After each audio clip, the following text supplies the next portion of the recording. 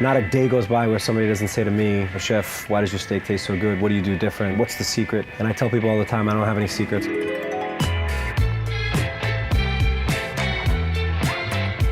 Can't make a crappy piece of meat taste good. I don't care what anybody says. I don't care how good of a chef or home cook you think you are. So this is a Creekstone Farms 30-day aged tomahawk steak, which is a ribeye. You get two kind of textures out of it. You get the eye, which is right here, and then you have the cap, which is right here. You always want to look for the marbling. You always want to look for the fat. And when you're dealing with dry aged, you should be able to smell the age even after you trim off all the stuff. At the restaurant, we use mop, which is basically the renderings from all the dry-aged scraps that we get. At home, I know it's a little difficult, so I just substitute butter, keeping it simple, and you know, letting all the heat and the aromatics do their magic.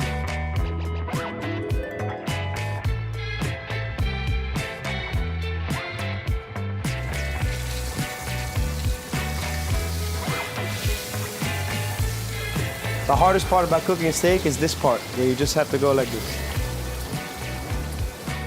A lot of guys want to, no pun intended, play with their meat.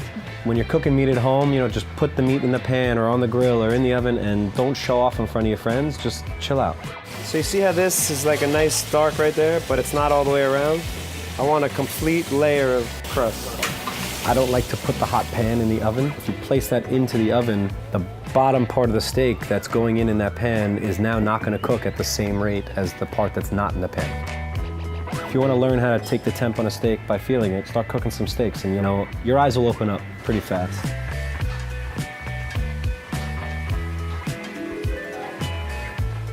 You just look at the steak and you'll see lines running through them, and that's the grain. You want to make sure that when you're dealing with a hanger and a skirt in particular, you slice against the grain. And you'll see all of a sudden the hanger steak turns into this beautiful, tender, melt-in-your-mouth steak. But now the mop is going to get mixed with all the pan juices.